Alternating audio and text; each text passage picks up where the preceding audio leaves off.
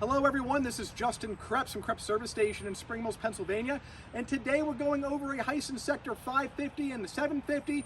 This is the pre-delivery go-over of this unit. This is going to be for our new HiSun owners that these are the things that we want you to know before you actually start operating your HiSun. So let's go ahead and jump into it. Okay, so we're going to go ahead and start with the keys. There's nothing special about these keys. There's two sets here. And you also have a key code on these keys. So if you ever lose both keys, we can get this key code to HiSun and get you another set made. Now also, there's an interrupter on this particular unit, so you got to have the driver's seatbelt hooked up. What happens is if you have this unhooked, you're going to hit like 5 to 8 miles an hour, and it's going to act like it's running out of gas, misfiring, you're running like crap, and that's your seatbelt being undone here. Another thing that we find is if you take a look at the cluster here, so over here is your coolant temp, and then over here is your fuel gauge. So you're going to notice on the fuel gauge, there's 2 bars. So this unit has just under a half a tank of fuel. Over here is the coolant side, and this will run between 2 and 3 bars. What I tell everyone, if you hit the 4th bar, you still haven't hurt anything, but you do need to like pull over, stop using it. It is going to overheat. So these things run, like I said, 2 to 3 bars. So here we have our lights on and off, high and low beams. This is our 2-wheel drive, 4-wheel drive. So this activates the 4-wheel drive. Now this particular unit, the rear end is locked all the time. So that means both rear wheels are spinning all the time. So when you activate the 4-wheel drive, you're gonna see a little icon come up right here. And so now all 4 wheels are turning, but your front wheels can still turn at different speeds. So when you lock the front differential, you'll see the X come up to the right, and then the steering will get exponentially harder because it's going to be much harder to steer because those front wheels cannot turn independent of each other. They are turning at the same speed. So the front diff locker, you will use it sparingly. It's something that, like, if you're in a low traction situation like snow or something, that's really when you want to use it. I hear a lot of my customers, they'll say something like, well, I'll use the front diff locker if I get stuck. Well, that's not really the right thing to do. If you get stuck, what you want to do is use your winch and pull yourself out. If you flat foot the gas and try to get yourself out once you're already stuck, what you can do is you can smoke your clutch, hourglass your belt, which that stuff's not warranty if you do that. So what we recommend is if you do get stuck, use your winch, pull yourself out. The next thing is you have a tilt wheel here, and so you just pull back and then you can, adjust it to where you want it. Also, let's get on let's talk about the clutch for a minute. So this unit has a low, high, neutral, and reverse on the transmission, and so low gear is king. Low gear, you're gonna be in low gear like 95% of the time. At least most of my customers are. So low gear will easily run you 15 to 20 miles an hour, even short bursts faster than that. So the analogy I like to give my customers is between high and low. High gear is mainly for like out in the road if you're in an area where you're allowed to ride it on the road for the higher speeds. So the analogy I like to give is, let's say I'm in high gear and I'm just putzing around, I'm going slow. I'm going 5 to 10 miles an hour around the property and I'm in high gear. Well, pretend I'm the side-by-side and my hands are your clutch, all right? So although I'm moving, what's happening to my hands right now? Well, my hands are slipping, okay? So they're also getting hot. How long can I do this for? Well, until the skin comes off my fingers. Then I have to stop.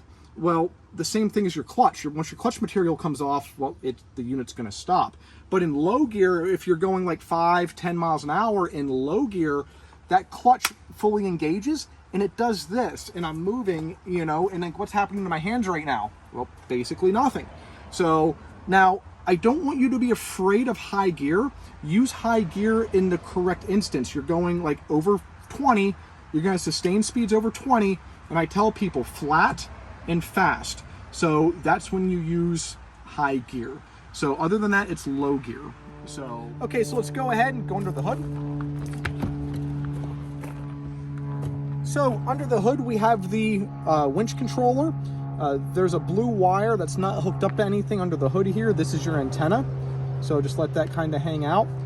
We have your air filter, the radiator, the overflow, and then here's where our fuses and relays are. But what's really cool is you pop this out, and I'm just gonna lay this aside. So you're gonna notice the diagram right here, there's a negative and a positive. They mean right here, negative and positive. This is a keyed power and ground.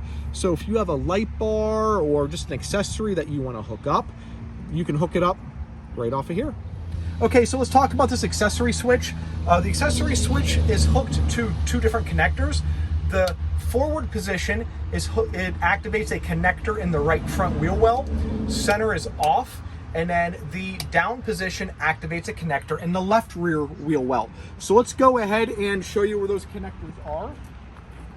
So if we get right down in here into this wheel well, you're gonna see this gray-white connector. So the top portion of that switch activates this connector. So let's go ahead to the left rear.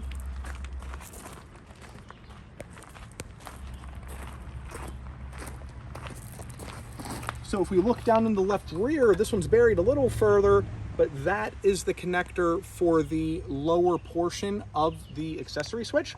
So when you activate the down portion, you activate that connector. You activate the up portion, you activate the connector in the right front wheel well. These are already powered, ground, fused, the whole 9 yards. So it's really nice to be able to hook light bars and stuff up to them. Okay, so let's go ahead and lift the seat up.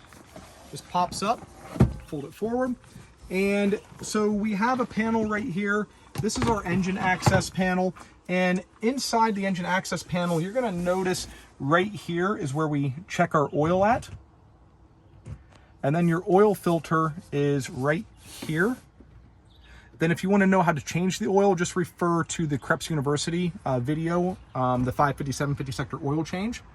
And underneath this panel is your battery. And what you do is you just undo these bolts.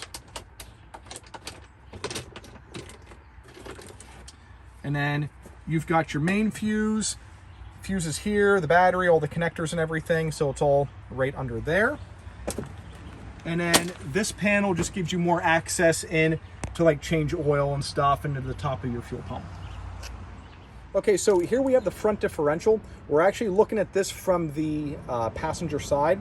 So this is a 21 millimeter. This is your fill bolt. So you want to take that out. Down below is a 14 millimeter drain bolt. And it's easier underneath. There's a plastic skid plate that has 4 8mm bolts holding it in. Take those four 8mm bolts out, and then you can access everything from the underneath a lot easier than trying to go in from the side. So basically what you do is you drain it, the gear oil out, and then you just refill it right through there. Okay, so the tire pressures on the front and the rear, it's 14 pounds the whole way around. There's a sticker on the left here that says front tire pressure 14 PSI, rear tire pressure 14 PSI. So if you forget what the tire pressures are, it's right on the sticker on the left. So the gas goes in on the passenger side right here. And I get asked a lot, like, what gas should I be running in this? And I tell people the highest octane ethanol-free fuel that you can get. And I personally run 91 octane ethanol-free. That's what I can get around here. So that's what I run. But I still treat it, although it's ethanol-free, I still treat it with this stable 360 Marine. So this 360 Marine, it's an ethanol treatment and it stabilizes the gas. So your gas won't be going stale, won't go bad. And if there is any ethanol in the gas, this product will treat it, and it just saves a lot on fuel issues. Okay, so here's the rear differential. And the rear differential, the fluid has to get changed at the first service also. And it just takes 75/90 gear oil. So how we change that is we have a speed sensor right here. This speed sensor has a connector. It's out of the view of the camera, but it's right up in there. It's a 3-pin white connector. Undo that connector, unscrew the speed sensor from the rear differential housing, and there's a 14 millimeter a bolt that's right in here. So you basically drain it and then refill it with the proper amount of gear oil. Okay, so we're gonna go ahead and go over the park brake and how to properly shift the sector 550s and 750s. So first off, down at my left foot is your park brake, okay? And so you take the park brake off by pushing on the brake, and you activate it by getting off the brake and pushing it on. So one thing is you can't activate this brake while you're on the foot brake. So you have to let off the brake and then get on the park brake. Okay, so we're gonna go over how to properly shift a sector 550 and 750. So they have a low, high, neutral, and reverse, and you never shift these units on the fly. You always come to a complete stop, you make your shift, you make your change, and then you pull out slowly to make sure that that shift applied. So now here's the thing with low gear. And we're gonna go ahead and we're actually gonna start this unit up, and we're gonna try to go ahead and get one to do it. Okay, so, all right, so I'm in low gear. It says low gear here, but I'm telling you right now, this unit is not in low gear. What you need to do is put pressure forward, okay? So I'm simply just gonna, normally I just have my palm and I just push forward. So I'm gonna use my finger, and I'm just gonna kind of, you know, put this here for orientation. So I'm gonna push forward, and I'm gonna give it a little bit of gas. And then did you see it click in there? Now we are in low gear. So the big thing is, just because it says low and you put it up into low does not mean a hill of beans. So you just have to push forward, because right now, again, we're not in low gear. So I'm gonna go ahead and do it again. I'm just gonna put pressure, pushing forward. So just watch my finger here, and I'm gonna give it just a little bit of gas. And you see how it clicked in right there? That is how you properly put these units into low gear. I mainly hear about this from customers buying units from other dealers that don't explain this to them. So now you're gonna notice high gear, it says high, I'm in high, doesn't apply to high. So high gear, it just goes in. Now for reverse, you're gonna notice that it won't go into reverse. And if I get on the brake a little bit, it still won't go. And so what you have to do is you have to push the brake down harder and then put it in. There's a safety mechanism. So if your shifter is working like this, for reverse, there's a plunger. When you push the brake, it pulls the plunger, then you could put it to reverse. So again, so we've got neutral, we've got high, which you can just throw it in high, give it some gas and go. And then, but low gear, and again, for the third time, I'm just gonna normally, I'll do it how I do it normally, is I just use the palm of my hand, just push forward, give it a little bit of gas, click it in, and now it's in. So that is how you properly shift a sector 550 and 750. Okay, so we're gonna go ahead and show you how to activate the four-wheel drive and the front differential locker. So if you go ahead and we look at these switches, this is our four-wheel drive switch, and this is our front differential locker switch. So if I wanna activate four-wheel drive, I'm gonna press on the four-wheel drive, we're gonna see a little circle come up. So now what I'm gonna do is I'm gonna move the unit a little bit,